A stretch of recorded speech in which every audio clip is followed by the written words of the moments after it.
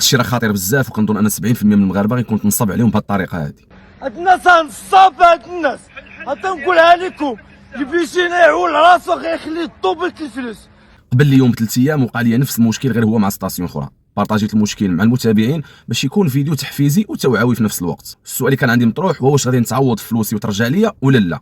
ولكن الغريب في الامر وهذا الشيء اللي غيقول لنا هذا الدري في هذا الفيديو، هو ان الطريقه عباره عن نصب واحتيال، عن سبق الترصد والاصرار. هاد الناس هادو راه نصابه هاد الناس. طلعتيهم لاكاط تيقطعوا عليك 500 200، تقطعوا عليك مدوبله، تقطع مراكش، المحامي 9 طوطه اللي كاينه هنا. نصابه هاد الناس نصابه، ما باقيش الجوع عندهم. نصابه لقيت هنا 3 الناس لقيت عندهم مشكلات، تيقول لهم سير اجي هما فيهم مشاكل، ما غادي يعطيوكم والو. نصابه ما عندكم ما ديروا بهم.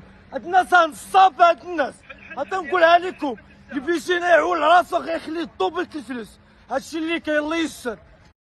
انا متاكد ان اي واحد كيشوف هذا الفيديو وكيتعامل بالبطاقه البنكيه مع لي ستاسيون فغيتطرح ليه السؤال في باله، واش انا يقدر يكون وقع لي بحال موك؟ كيف انا متاكد ان اغلب الناس ما غيكونوش دايرين لي نوتيفيكاسيون ملي كدير شي معامله بنكيه بالبطاقه ديالك. وانا متاكد ان اغلب الناس كتادي بالبطاقه البنكيه ما كترجعش تفيريفي في لابليكاسيون. انا واحد منهم، بحكم انا لولا سرعه البديهه ديالو ما نبهنيش الله سبحانه وتعالى ما كنتش غادي نعيق، انا كانت غدوز عليا الدكاكه بهذا المعنى هذا. راه اغلب التعليقات اللي جاوني في الفيديو اللي درت هو اخي ما تبقاش تتعامل عن طريق KFC او ويز تاتش او بالويفي ولا كله شنو كيسميها. ولكن في نظرك واش هذا هو الحل؟ راه ما كنتعاملوش غير مع ستاسيون، راه كنتعاملوا مع لي ماغازان، مع لي سوبر مارشي، مع بزاف د الحوايج. بدايه شرح الفيديو ديالي الاول قلت للناس باللي راه قلت للسيد اللي مكلف او السيد اللي وقع لي معاه الغلط ان انت كنتي ما مسكولش، فانا راه مسكول. ولكن ملي قلت لهم انا راه غنترومبورسا فلوسي قالوا يا رزق انت اللي ما مسكولش، او انا اللي ما مسكولش غير في الرومبورسمون كيفاش غادي نرجع؟ اما الحمد لله راني مسكول مني ما داش ليا ديالي. فالسؤال المطروح لك اخي، واش انت مسكول ولا ما مسكولش؟ وفي نظرك كيفاش غنعالجوا هذه الظاهره؟ واش خاصنا فيما نبقى ندير المازوت خاصني نبقى حاضي لا في الشهور واش فعلا غيدير المونطو اللي عطيته ولا ما غيديروش؟ واش خاصني فيما ندي شي معامله عن طريق البطاقه البنكيه خاصني ندخل لابليكاسيون فيريفي ولا خاصنا نحيدهم؟ والله ما بقينا عرفنا ما نديرو. هذا لا والله الا هذا لا كيما درتي وحله. والحاجه الوحيده اللي كيفلحوا فيها المغاربه، ماشي معظم المغاربه ماشي اغلب المغاربه، كندوي على واحد الفئه معينه، هو الابتكار يا اخي في النصب والاحتيال. الابتكار راه سمعت ان الناس كتجي من برا في الطوموبيل وكتقطع البي ديال الروتور.